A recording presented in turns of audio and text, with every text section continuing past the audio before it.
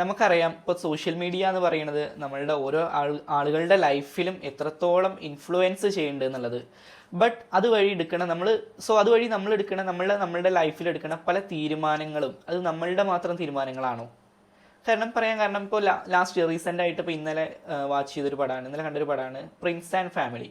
Okay, ദിലീപേട്ടൻ്റെ 150ാമത്തെ പടം.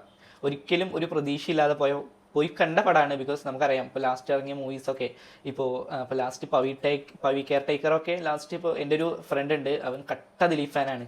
Okay, അവൻ്റെ കൂടെയാണ് പോയി കണ്ടിട്ടുണ്ടായിരുന്നത്. ഇപ്പോൾ അവനടക്കം ഇൻ്റർവെല്ലിന് ഇറങ്ങിപ്പോയൊരു പടമാണ് ആ ഒരു സിനിമ എന്ന് പറയുന്നത്. കാരണം ഒരുപാട് ചിരിക്കാൻ പറ്റാത്ത കോമഡികൾ ഇപ്പോൾ പച്ചമലയാളത്തിൽ പറയുകയാണെങ്കിൽ ഒരുപാട് ചളിയടിപ്പിച്ചിട്ടും ഒരുപാട് വെറുപ്പിച്ചിട്ടൊക്കെ നമുക്ക് തന്നെ തോന്നും, അയ്യോ നമ്മളൊക്കെ ചൈൽഡ്ഹുഡ് മുതൽ കണ്ട് വളർന്ന ഒരു ഹീറോൻ്റെ സിനിമ ഇതുപോലെയൊക്കെ ആകുമ്പോൾ നമുക്ക് തന്നെ സങ്കടം തോന്നും. ഓക്കെ, അങ്ങനെ വെറുപ്പിച്ചിറങ്ങിപ്പോയ പടങ്ങളാണ് ആ ഒരു പടവും അതിനു മുമ്പുള്ള 2-3 പടങ്ങളൊക്കെ. സോ അതുകൊണ്ട് തന്നെ ഒരിക്കലും ഒരു പ്രതീക്ഷ ഇല്ലാതെ പോയി കണ്ട ഒരു സിനിമയാണ്. ജസ്റ്റ് ഒരു ഫീൽ ഗുഡ് എന്നുള്ള രീതിയിൽ പോയി കണ്ട പടമാണ് ഈ ഒരു പ്രിൻസ് ആൻഡ് ഫാമിലി എന്ന് പറയുന്നത്. ബട്ട് ആ ഒരു സിനിമ കണ്ടു കഴിഞ്ഞപ്പോൾ തന്നെ നമുക്കറിയാം, ഇപ്പോൾ നമ്മളൊക്കെ ഈ ഒരു സോഷ്യൽ മീഡിയയിൽ യൂസ് ചെയ്യുന്ന ആളുകളാണ്. സോ അതുപോലെ തന്നെ അതിനുശേഷം ആ ഒരു സിനിമ കാണുന്ന സമയത്ത് ഞങ്ങളിവിടെ പെരിന്തൽമണ്ണ വിസ്മയ തിയേറ്ററിലാണ് ആ സിനിമ കണ്ടിട്ടുണ്ടായിരുന്നത്. സോ ഞങ്ങൾ കാണുന്ന ആ ഷോയിൽ തന്നെ നമ്മുടെ സീക്രട്ട് ഏജൻറ്റ് സായി കൃഷ്ണ മൂപ്പരും ഉണ്ടായിട്ടുണ്ടായിരുന്നു. സോ ഇൻ്റർവെല്ലായ സമയത്ത് മൂപ്പരിവിടെ ഫ്രണ്ടിൽ ഒരു ചായ കുടിച്ചിങ്ങനെയൊക്കെ ഉണ്ടായിരുന്നു. ഞാൻ ആളോട് പോയി ചോദിച്ചു, ചേട്ടാ പടം എങ്ങനെയുണ്ട്, വർക്കായി ചോദിച്ചു. അപ്പോൾ ആൾ പറഞ്ഞു, ഫസ്റ്റ് ഹാഫ് എനിക്ക് അത്രയ്ക്ക് ഇതായില്ല, ഇനി നമുക്ക് സെക്കൻഡ് ഹാഫ് എന്താ നോക്കി നോക്കാറുന്നു. അതിനുശേഷം പടം കഴിഞ്ഞ ശേഷം ഞാൻ വീട്ടിലേക്ക് എത്തിയ ശേഷം ഫസ്റ്റ് ഞാൻ കണ്ടിട്ടുണ്ടായിരുന്ന ആ ഒരു ഇൻ്റർവ്യൂ അല്ല, വീഡിയോ എന്ന് പറയുന്നത് ഈ ഒരു സീക്രട്ട് ഏജൻറ്റിൻ്റെ വീഡിയോ ആണ്. അപ്പോൾ അയാൾ പറയുന്നുണ്ട് ഫസ്റ്റ് ഹാഫ് എന്ന് പറയുന്നത് മൂപ്പർക്ക് അത്രയ്ക്ക് കണക്റ്റ് ആയിട്ടില്ല. അതായത് ഫസ്റ്റ് ഹാഫിൻ്റെ ലാസ്റ്റ് 10 മിനിറ്റിൻ്റെ മുമ്പ് വരെ അദ്ദേഹത്തിന്, കാരണം അതുവരെ എന്ന് പറയുന്നത് പടം എന്ന് പറയുന്നത് ഒരു ചുമ്മാ കോമഡീസ് ഇല്ല എന്നല്ല, ബട്ട് ആ ഒരു സിനിമയുടെ ഒരിക്കലും ശരിക്കുള്ള ആ ഒരു സ്റ്റോറിക്ക് കിടക്കുന്നത് ആ ഒരു ഫസ്റ്റ് ഹാഫിൻ്റെ ലാസ്റ്റ് ഒരു 10-15 മിനിറ്റ് മുമ്പാണ്. അപ്പോൾ അദ്ദേഹം അതിൽ പറയുന്നുണ്ടായിരുന്നു, എനിക്കിങ്ങനെ ആ ഒരു വീഡിയോയിൽ പറയുന്നുണ്ടായിരുന്നു, അതായത് ഇങ്ങനെ അതുവരെ എനിക്ക് മൂപ്പർക്ക് വലിയ ഇഷ്ടപ്പെട്ടില്ല അതുവരെയുള്ള സീനുകളൊന്നും, കാരണം ഒരു സ്റ്റോറിക്ക് അപ്പോൾ കടന്നുണ്ടായിരുന്നില്ല. ദെൻ ഈ ഒരു ഫസ്റ്റ് ഹാഫിന് ശേഷം അപ്പോഴാണ് ഈ ഒരു ആക്ട്രസസിൻ്റെ എൻട്രിയും അതുപോലെ തന്നെ ശരിക്കും ആ ഒരു സ്റ്റോറിക്ക് കിടക്കുന്ന സീനുകളൊക്കെ ഈ ഒരു സ്റ്റോറി കിടക്കുന്നത് പോലും ഈ ഒരു സെക്കൻഡ് ഹാഫിന് ശേഷമാണ്. ഓക്കെ, സോ അതിനുശേഷമുള്ള ദിലീപേട്ടൻ്റെ പെർഫോമൻസും പിന്നെ ഈ ഒരു ആക്ട്രസസിൻ്റെ പെർഫോമൻസ് അല്ലെങ്കിൽ അതിലുള്ള ബാക്കി ആളുകൾ ഇപ്പോൾ മഞ്ജു ചേച്ചി, മഞ്ജു പിള്ള, ഇപ്പോൾ സിദ്ദിഖ് ആണെന്നുണ്ടെങ്കിലും പിന്നെ ബിന്ദു പണിക്കരൊക്കെ ആണെന്നുണ്ടെങ്കിലും അവരുടെ ശരിക്കുള്ള ഒരു പെർഫോമൻസ് കാണാൻ പറ്റുന്നത് സെക്കൻഡ് ഹാഫിലാണ്. സോ ആളുടെ വീഡിയോസിലും ആൾ പറയുന്നത് ഓക്കെ നല്ലൊരു പടം തന്നെയാണ്, നല്ലൊരു ഫീൽ ഗുഡ് ആയിട്ട്. കാരണം ഇപ്പോൾ സോഷ്യൽ മീഡിയ ഇൻഫ്ലുവൻസേഴ്സിന് അല്ലെങ്കിൽ വ്ളോഗേഴ്സിനൊക്കെ ഏറ്റവും കൂടുതൽ കണക്ട് ചെയ്യാൻ പറ്റുന്ന ഒരു സിനിമ കൂടിയാണ് ഈ ഒരു പടം എന്നുള്ളതാണ്. അതിനുശേഷം പല തിയേറ്റർ റെസ്പോൺസ് വീഡിയോസ് കണ്ടിട്ടുണ്ടായിരുന്നു. പല ആളുകളും അതായത് ആ ഒരു പഴയ ദിലീപേട്ടൻ്റെ ആ ഒരു എഫക്റ്റ് കിട്ടി, അല്ലെങ്കിൽ ഒരു നല്ലൊരു കംബാക്ക് ആണ് എന്നൊക്കെ പറഞ്ഞിട്ട് അങ്ങനെ പല വീഡിയോസ് കണ്ടിട്ടുണ്ടായിരുന്നു.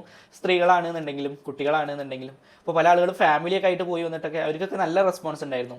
സോ അതുപോലെ തന്നെ അങ്ങനെ ഒരുപാട് നല്ല നല്ല വീഡിയോസ് ഒക്കെ കണ്ടിട്ടുണ്ടായിരുന്നു. അതിനുശേഷം ലാസ്റ്റ് പിന്നെ അശ്വന്ത് കുക്കിൻ്റെ വീഡിയോ കണ്ടിട്ടുണ്ടായിരുന്നു. ആളിതിൽ പറയുന്നുണ്ട് ദിലീപേട്ടൻ്റെ പെർഫോമൻസ് ഒക്കെ വളരെ മോശമാണ്, അതായത് അദ്ദേഹത്തിൻ്റെ ആ ഒരു ടൈമിങ്ങിലാണെന്നുണ്ടെങ്കിലും അദ്ദേഹത്തിൻ്റെ എനർജിയിലാണെന്നുണ്ടെങ്കിലൊക്കെ ഒരുപാട് പ്രശ്നങ്ങളുണ്ട് എന്നൊക്കെ പറഞ്ഞിട്ട്. സോ ഓക്കെ, അതും കണ്ട് ഞാൻ അങ്ങനെ വിട്ടു. അതിനുശേഷം ഇപ്പോൾ ഇന്ന് രാവിലെ ഒരു ക്ലിപ്പ് കണ്ടിട്ടുണ്ടായിരുന്നു, ഈ ഒരു അശ്വന്ത് കൊക്കിൻ്റെ ആ ഒരു വീഡിയോൻ്റെ ആ ഒരു യൂട്യൂബ് വീഡിയോൻ്റെ ആ ഒരു ക്ലിപ്പ് ഇൻസ്റ്റയിൽ ആരോ അപ്ലോഡ് ചെയ്തിട്ട്. സോ അതിൻ്റെ അടിയിൽ വന്ന പല കമൻറ്റുകളും ഇങ്ങനെയാണ്, ഒന്ന് പോടാ അവിടുന്ന്, നല്ല പടമാണ്, നല്ല സിനിമയാണ്, ഇങ്ങനെ ഒരു നല്ല സിനിമേനെ എന്തിനാണ് നശിപ്പിക്കുന്നത്. കാരണം ഒരുപാട് നല്ല ആളുകൾ അതിന് ആ ഒരു സിനിമേനെ പറ്റിയിട്ട് പോസിറ്റീവ് പറയുകയാണ്. ഞാൻ പറയട്ടെ, നമ്മളിപ്പോൾ ഈ ഒരു അശ്വന്ത് കൊക്കിൻ്റെ പല വീഡിയോസും നമ്മൾ കണ്ടിട്ടുണ്ടാവും. നിങ്ങൾ ജെന്യൂനായിട്ട് പറയണം കേട്ടോ. നമ്മളിപ്പോൾ അശ്വന്ത് കൊക്കിൻ്റെ ഈ ഒരു വീഡിയോസൊക്കെ കാണുകയാണെന്നുണ്ടെങ്കിൽ നമുക്കറിയാൻ പറ്റും ഇപ്പോൾ അദ്ദേഹം പറയുന്ന എല്ലാ സിനിമകളും അദ്ദേഹം സൂപ്പറായിട്ടുണ്ട് എന്ന് പറഞ്ഞ പല പടങ്ങളും എല്ലാവർക്കും ഇഷ്ടപ്പെട്ട പടങ്ങൾ തന്നെയായിരുന്നു. അല്ലെങ്കിൽ അദ്ദേഹം വളരെ മോശമാണ് എന്ന് പറഞ്ഞ പല പടങ്ങളും എല്ലാവർക്കും അത്രയ്ക്കും ബോറായിട്ട് ഫീൽ ചെയ്തിട്ടുണ്ടായിരുന്നു. നിങ്ങളത് ഓപ്പണായിട്ട് തന്നെ പറയണം. സോ ഞാൻ പറയാൻ കാരണം, നമുക്കറിയാം ഈ ഒരു സോഷ്യൽ മീഡിയ എന്ന് പറഞ്ഞാൽ അല്ലെങ്കിൽ ഈ ഒരു ഇൻഫ്ലുവൻസ് ലൈഫ് എന്ന് പറഞ്ഞാൽ ഒരുപാട് ഇപ്പം മെയിനായിട്ട് ഈ ഒരു സിനിമയായിട്ട് അത് കണക്ട് ചെയ്യാൻ നന്നായിട്ട് പറ്റും. എന്താണെന്നൊന്നും ഞാൻ പറയണില്ല.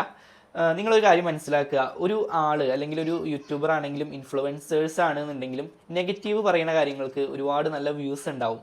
ഇപ്പം നിങ്ങൾ അദ്ദേഹത്തിൻ്റെ വീഡിയോസ് കണ്ടാൽ തന്നെ നമുക്ക് മനസ്സിലാക്കാൻ പറ്റും ഏറ്റവും കൂടുതൽ അദ്ദേഹത്തിന് വ്യൂസ് വന്നിട്ടുള്ളതും അങ്ങനെയുള്ള കാര്യങ്ങളും. ഒരു സിനിമേനെ ഏറ്റവും മോശം പറഞ്ഞ സിനിമകൾ അല്ലെങ്കിൽ അദ്ദേഹം ഏറ്റവും കൂടുതൽ നെഗറ്റീവ് പറഞ്ഞ വീഡിയോസ്, ഒരു സിനിമേനെ പറ്റിയിട്ട് ഏറ്റവും കൂടുതൽ മോശം പറഞ്ഞ വീഡിയോസിനാവും ഏറ്റവും കൂടുതൽ വ്യൂസ് ഉണ്ടാവുക. കാരണം അത് നമ്മളുടെ ലൈഫ് അങ്ങനെയാണ്, നമ്മളുടെ സൊസൈറ്റി അങ്ങനെയാണ്. നെഗറ്റീവ് പറയുന്ന കാര്യങ്ങൾക്ക് എപ്പോഴും വ്യൂസ് കൂടുതലായിരിക്കും. സോ നിങ്ങൾ മനസ്സിലാക്കുക, ഒരു കണ്ടന്റ് ക്രിയേറ്റർ എത്രത്തോളം നന്മമരം കളിച്ച് നടന്നാൽ പോലും ഒരിക്കലും അയാളുടെ പേഴ്സണൽ ഏണിങ്സിന് വേണ്ടിയിട്ടല്ലാതെ, അല്ലെങ്കിൽ അദ്ദേഹത്തിന് ഒരു കാര്യം ഇല്ലാണ്ടൊന്നും അയാൾ വീഡിയോ ചെയ്യില്ല. അത് ഞാൻ ഈ ഒരു കൊക്കിൻ്റെ കാര്യത്തിൽ എന്നല്ല, ഞാൻ പൊതുവേ പറഞ്ഞതാണ്. അതുപോലെ തന്നെ അദ്ദേഹത്തിൻ്റെ പല വീഡിയോസും പെയ്ഡ് ആണെന്നൊക്കെ പറഞ്ഞിട്ട് പലരും പറയുന്നുണ്ട്. ബട്ട് അതിനെക്കുറിച്ചിട്ടൊന്നും എനിക്ക് കൂടുതലായിട്ട് അറിയില്ല.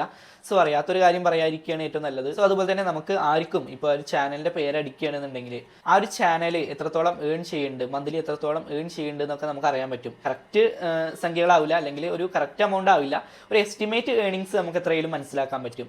സോ നിങ്ങൾ മനസ്സിലാക്കുക, ഒരു കണ്ടന്റ് ക്രിയേറ്റർ അദ്ദേഹത്തിൻ്റെ പേഴ്സണൽ ബെനിഫിറ്റിന് വേണ്ടിയിട്ട് ഈ ഒരു നെഗറ്റീവ് പറയുന്ന വീഡിയോസ് ഇട്ടിട്ട്, സോ നമ്മൾ അതെല്ലാവരും കണ്ട് അദ്ദേഹത്തിൻ്റെ ബെനിഫിറ്റിന് വേണ്ടിയിട്ട് മാത്രമാണ് ചെയ്യുന്നത്. സോ നമ്മളെപ്പോഴും ഒരു തീരുമാനം എടുക്കണം മുമ്പ്. ഇപ്പം ഞാൻ പറഞ്ഞല്ലോ, ആ ഒരു റീലിൽ ഇതുപോലെയുള്ള കമൻസുകൾ വന്ന് കണ്ടതുകൊണ്ടാണ് ഞാൻ ഇതിപ്പോൾ ഈ ഒരു വീഡിയോ ചെയ്യാൻ കാരണം അദ്ദേഹം നെഗറ്റീവ് പറഞ്ഞ ആ ഒരു വീഡിയോസിന് പല ആളുകളും വന്നിട്ട് നല്ല സിനിമയാണ്, അല്ലെങ്കിൽ നമ്മൾ എത്രയും കണ്ടിരിക്കേണ്ട ഒരു സിനിമയാണെന്ന് പറഞ്ഞ് കമൻറ്റ് ചെയ്യുമ്പോൾ, അപ്പോൾ നിങ്ങൾ മനസ്സിലാക്കുക, ഈ ഒരു സോഷ്യൽ മീഡിയയിൽ കാണുന്നത് എല്ലാം സത്യമാണ്. ഒരു കണ്ടന്റ് ക്രിയേറ്റർ പറയുന്നത് എല്ലാം സത്യമാണ് എന്നുള്ളത് 100% വിശ്വസിക്കാണ്ട് നമ്മൾ നമ്മളുടേതായ രീതിയിലുള്ള തീരുമാനങ്ങൾ, ഓക്കെ, നമുക്ക് പല കാര്യങ്ങളും എല്ലായിടത്തുനിന്നും വേണമെങ്കിൽ കേൾക്കാൻ പറ്റും. സോ നമുക്ക് തീരുമാനം എടുക്കേണ്ടത് എപ്പോഴും നമ്മൾ ഇൻഡിവിജ്വലായിട്ടാണ്. ഓക്കെ, സോ ഞാൻ പറയുന്നത് മനസ്സിലാവുന്നുണ്ടോ എന്നറിയില്ല. ബട്ട് എന്തായാലും എല്ലാവരും കണ്ടിരിക്കേണ്ട ഒരു നല്ലൊരു പടം തന്നെയാണ് കേട്ടോ ഈ ഒരു പ്രിൻസ് ആൻഡ് ഫാമിലി എന്ന് പറയുന്നത്. ഓക്കെ, ഞാനൊരു വലിയ സംഭവമാണെന്നൊന്നും പറയണില്ല, ബട്ട് ഒരു ഫീൽ ഗുഡ് നല്ലൊരു സിനിമയായിട്ട് തന്നെ നമുക്ക് ഫീൽ ചെയ്യും.